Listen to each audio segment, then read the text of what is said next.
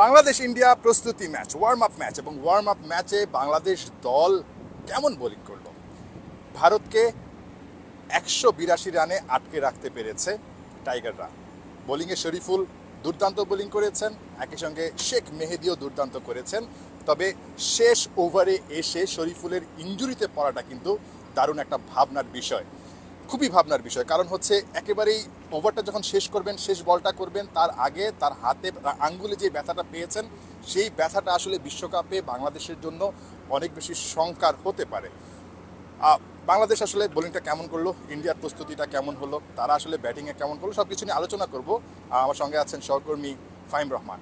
ফাহিম, যেটা বলছিলাম আসলে যে 182 রান করতে পেরেছে। আমরা একটা সময় এক্সপেক্ট করছিলাম যে আসলে হয়তোবা ভারত 200 রান করে যেতে পারে, বাট বাংলাদেশের বোলাররা ভালো করেছে। কিন্তু সাকিব আল হাসান খুবই হতাশ করেছেন। 4 ওভারে তিনি 47 রান দিয়েছেন, একই সঙ্গে একটা সহজ ক্যাচ ফেলে দিয়েছেন, রিশাদ হোসেনও ক্যাচ ফেলে দিয়েছেন। ওভারঅল বাংলাদেশের বোলিং পার্টটাকে আসলে মূল্যায়ন করবেন কিভাবে? না, স্পেশালি শেখ মাহাদির কথা বলতে হয়। শেখ মাহাদি কিন্তু চমৎকার বল করেছে, আমরা দেখেছি। শেখ মাহাদি 4টা ওভার বল করেছে, তার কোটার কমপ্লিট করেছে, 22 রান দিয়েছে, একটা উইকেট নিয়েছে 5.50 ইকোনমি রেটে। So he was really good. So সে ভালো বল করেছে। হ্যাঁ, সাকিব ওয়াজ ভেরি এক্সপেন্সিভ। তবে শরীফুল সেও ভালো বল করছিল, কিন্তু লাস্ট মুহূর্তে গিয়ে আমরা দেখলাম যে হাতে ব্যথা পেয়েছে। আমরা আশা করবো যে তার ইনজুরি খুব গুরুতর কিছু নয়, কারণ একে হচ্ছে তাসকিন ফুললি ফিট না, তাসকিন রিকভার সেশনে এখনও রয়েছেন, রিকভার করছেন তিনি। সো আমরা আশা করছি যে তাসকিন ডেফিনেটলি ফার্স্ট ম্যাচটা খেলবেন শ্রীলঙ্কার এগেনস্টে। সেরকম একটা অবস্থায় যদি শরীফ এখন ইনজুরিতে পড়ে যান এবং শরীফকে যদি বাংলাদেশ না পায়, big big big big loss, কোনো সন্দেহ আসলে নাই। সো আমরা আশা করবো যে শরীফ খুব দ্রুত সুস্থ হবে এবং শরীফের আপডেট নিশ্চয়ই আমরা দিতে পারবো পরবর্তী সময়ে যে তার আসলে কন্ডিশন কী। এছাড়া রিশাদকে দিয়ে 2 ওভার করিয়েছে। আমার কাছে যেটা মনে হচ্ছে যে রিশাদকে দিয়ে বোধহয় এখানে আরও 2 ওভার করিয়ে ফেলতে পারতো টিম ম্যানেজমেন্ট, কারণ রিশাদ প্রবাবলি প্লেইং 11-এ আসলে থাকবে যখন বাংলাদেশ সাউথ আফ্রিকার এগেন্স্টে খেলবে এই মাঠে। সো সেক্ষেত্রে রিশাদের এখানে বল করাটা জরুরি ছিল। সো রিশাদ 2 ওভার আসলে বল করেছে, 2 ওভারে 19 রান দিয়েছে। বাংলাদেশ সবাইকে দিয়ে ঘুরিয়ে ফিরিয়ে বল করেছে, 8 জন বোলার বাংলাদেশ আসলে ব্যবহার করেছে। তানজিম হাসান সাকিবের জাস্ট একটা over, right? So Tanzim Hasan সাকিবকে দিয়ে আর একটা করানো যেত, বা মাহমুদুল্লাহ রিয়াদ 2 ওভার বল করেছে। সবাই আসলে হাত ঘুরিয়েছে। টোটাল 8 জন বোলার বোলিং করেছে খুব সম্ভবত। এক্স্যাক্টলি 8 জন বোলার আসলে বল করেছে। যেটা আমরা দেখলাম যে উইকেটটা, ড্রপ ইন উইকেটটা যেরকম আমরা মনে করছিলাম আসলে ওরকমই, মানে একটু স্লোনেস ড্রপ ইন উইকেটের থাকে। অনেক বল মনে হচ্ছিল লো হচ্ছিল, শুরুর দিকে অনেকগুলো বল আসলে এরকম লো হয়ে গেছে। সো ইনিশিয়ালি ইন্ডিয়ান ব্যাটারদেরও উইকেট অ্যাডজাস্টমেন্টের ক্ষেত্রে একটু সময় নিতে হয়েছে, কিন্তু পরবর্তীতে সময় ঋষভ পান্ত ওয়াজ রিয়েলি গুড। ঋষভ পান্ত দারুণ কিছু স্ট্রোক খেলেছে। সূর্যকুমার যাদব সেও কিছু খেলেছে, এবং হার্দিক পান্ডিয়া শেষ দিকে এসে কিছু শটস খেলেছে। বাট দেন এগেন আমার মনে হয় যে বিলো 200 ইন্ডিয়াকে রাখতে পারাটা খারাপ না। আর ফিল্ডিংয়ের কথা আপনি যেটা বললেন যে মাহমুদুল্লাহ রিয়াদ একটা ব্রিলিয়ান্ট ক্যাচ নিয়েছে, দেখার মতো একটা ক্যাচ নিয়েছে মাহমুদুল্লাহ রিয়াদ। আর শিবাম দুবের ক্যাচ ফেলে দিয়েছে রিশাদ হোসেন, সেটা কিন্তু সহজ ক্যাচই ছিল, একেবারে ডিফিকাল্ট ক্যাচ ছিল না। সাকিব আল হাসানের ক্যাচটা অনেকটা দৌড়ে এসে ধরতে হতো, সেই ক্যাচটা আসলে নিতে পারেনি। তো ওভারঅল আমার মনে হয় যে একটা রান আউট অপরচুনিটি ছিল, সেটাও বাংলাদেশ আসলে মিস করেছে। ফিল্ডিংটা আর একটু ভালো হলে ভালো হতো। 2টা ক্যাচ T20 ম্যাচে ড্রপ করলে ম্যাচের পরিস্থিতি একেবারে ঘুরে যায়। সো ওয়ার্ম আপ ম্যাচ, তো তারপরে ওই ক্যাচগুলো নিলে ভালো হতো আর কি।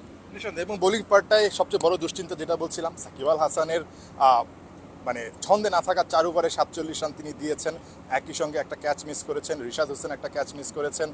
আরেকটা পার্ট আসলে দুশ্চিন্তার বিষয় মনে হয়। ফাহিম রহমান আরেকটু আপডেট দিতে পারবে, যেহেতু তার হাতে মোবাইল রয়েছে, ক্রিক ইনফোটা তিনি দেখতে পারবেন আসলে যে 9টা ওয়াইড খুব সম্ভবত, সব মিলে 15টা অতিরিক্ত রান। 9টা ওয়াইড করা মানে হচ্ছে আপনি 9টা রান দিয়েছেন, তারপর 9টা বল এক্সট্রা করেছেন, সেখানে তারা আরও 4-6 মারার 9টা বলে সুযোগ পেয়েছেন। এটাও কিন্তু একটা বড় পার্ট, যেটা আসলে আমরা অনেক কিছু অ্যানালাইসিস করতে গিয়ে অ্যাভয়েড করে যাই অনেক সময়। সুতরাং এই পার্টটাও তো আসলে উন্নতি করা দরকার। এতগুলো ওয়াইড দেওয়া আসলে কি মনে হয়, মানে উইকেটের সঙ্গে মানিয়ে না নেওয়াটাই কি আসলে বড় কারণ কিনা? ইনফ্যাক্ট 10টা হোয়াইট বল, 10টা হোয়াইট বল, এছাড়া 16 হচ্ছে এক্সট্রা রান দিয়েছে বাংলাদেশ। সো 182 ওদের রান, এর ভেতরে 16 রানই আসলে এক্সট্রা থেকে এসছে। সো সেই 16টা রান যদি কম হতো তাহলে ডেফিনেটলি রানটা কম হতো। তো ডেফিনেটলি T20 ম্যাচে আপনি যদি 10টা হোয়াইট বল করে ফেলেন, সো সেটা আসলে আপনি বাড়তি কিছু রান গিফট করে দিচ্ছেন অপোনেন্টকে। যেহেতু বাংলাদেশ সবাইকে দিয়ে বল করিয়েছে ঘুরিয়ে ফিরিয়ে, এই কারণে আসলে দেখা গেছে যে লাইনার লেন্থ অ্যাডজাস্ট করতে গিয়ে বোলারদের সময় লেগেছে, এক্সট্রা হয়ে গেছে সেই কারণে। তো আমার কাছে টিম ম্যানেজমেন্টের যেটা মনে হচ্ছে যে সবাইকে ঘুরিয়ে ফিরিয়ে দেখা, মাহমুদুল্লাহ রিয়াদকে ট্রাই করে দেখা, সৌম্য সরকারকে দিয়ে একটু বল করানো, সবাইকেই সুযোগটা দেওয়া। বাট যেহেতু রিশাদ প্রবাবলি এখানে প্লেইং 11-এ থাকবেই, সো রিশাদকে দিয়ে আরও ওভার করালে রিশাদের জন্য বেটার হতো বা বাংলাদেশ টিমের জন্য বেটার হতো, কারণ আমার কাছে মনে হয় যে রিশাদ খেলবে এগেনস্ট সাউথ আফ্রিকা। তাকে দিয়ে আরও 2 ওভার করালে সে এখানকার এই কন্ডিশনের সাথে আর একটু মানিয়ে নেওয়ার একটা চান্স ডেফিনেটলি পেত বলে তো আমার মনে হয়।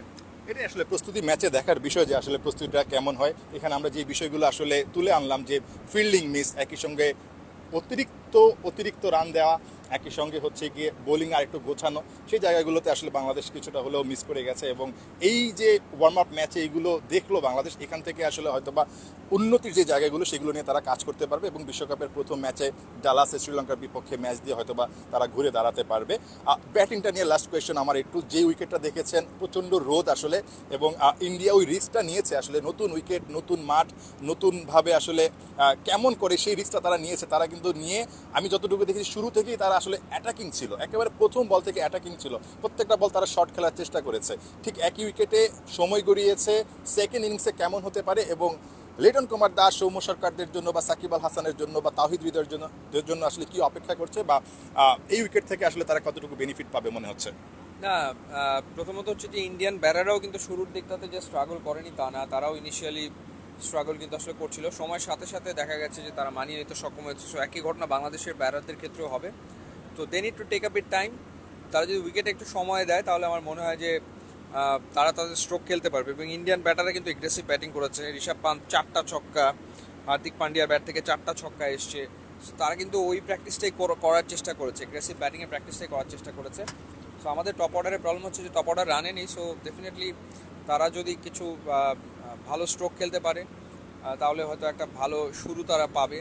এবং একটা ইনিংস খেলাটা জরুরি লিটনের জন্য, শান্তর জন্য, কিংবা সৌম্য হোক বা তানজিদ তামিম হোক, ভালো ইনিংস খেলা এগেনস্ট ইন্ডিয়ান পেস বোলিং সেটা ইম্পর্টেন্ট অবশ্যই। এবং এটা একটা রিয়েলিটি চেক হয়ে যাবে যে আসলে বাংলাদেশ দল বিশ্বকাপে কেমন করবে। ফাহিম রহমান, আপনাকে অনেক ধন্যবাদ আমার সঙ্গে যুক্ত হওয়ার জন্য। দর্শক, খেলাটা শুরু হয়ে যাবে, বাংলাদেশ দলের ব্যাটিংটা শুরু হয়ে যাবে। বোলিংটা খুব যে ভালো হয়েছে সেটা বলা যাবে না, কারণ কয়েকটা জায়গায় আসলে উন্নতির জায়গা আছে। বাট এই জায়গাটায় বাংলাদেশ ইমপ্রুভমেন্টের সুযোগ পাবে এই কারণেই যে ওয়ার্ম আপ ম্যাচটা খেলা, এই কারণেই। এখানে আসলে সাউথ আফ্রিকার বিপক্ষে বাংলাদেশ খেলবে এবং সাউথ আফ্রিকার বিপক্ষে যেহেতু ম্যাচ খেলবে তার আগে এই কন্ডিশনের সঙ্গে মানিয়ে নেওয়া, আজকে ম্যাচ থেকে যা যা শিখবে ওগুলো আসলে ওই ম্যাচে ভুলগুলো না করার চেষ্টা বাংলাদেশের অবশ্যই থাকবে। আজকের ম্যাচে যেটা বলছিলাম, ওয়াইড অনেক বেশি হয়েছে, অতিরিক্ত রান অনেক বেশি হয়েছে, দুটা সহজ ক্যাচ মিস করেছেন বাংলাদেশের ফিল্ডাররা। একই সঙ্গে সাকিব আল হাসানের পারফরমেন্স সেটাও কিন্তু আসলে আশা জায়গা নিয়ে ছিল না, কিছুটা হতাশাজনক ছিল। বাট সব কিছু মিলে বাংলাদেশের ব্যাটিংটার উপর চোখ থাকবে। বাংলাদেশের টপ অর্ডার অফ ফর্মে আছেন, সেই অফ ফর্ম থেকে আসলে বাংলাদেশের টপ অর্ডার কীভাবে বেরিয়ে আসতে পারে সেটাই দেখার বিষয়। টপ অর্ডাররা যদি ভালো করতে পারে তাহলে কিন্তু আসলে বাংলাদেশের এই যে ম্যাচের প্রস্তুতিটা সেটা সফল হবে। এই ছিল মোটামুটি নাসাউ কাউন্টি ক্রিকেট গ্রাউন্ড থেকে সর্বশেষ সংবাদ। নিশ্চয়ই আমরা পরবর্তীতে আপনাদের সঙ্গে আবারও খেলা যদি ফেসবুক লাইভে যুক্ত হব। ফাহিম রহমান এবং আমি মিলে ম্যাচের অ্যানালাইসিসটা ম্যাচ শেষে আরও একবার করবো। নিশ্চয়ই আপনাদেরকে সঙ্গে পাবো। এতক্ষণ সঙ্গে থাকার জন্য অনেক ধন্যবাদ।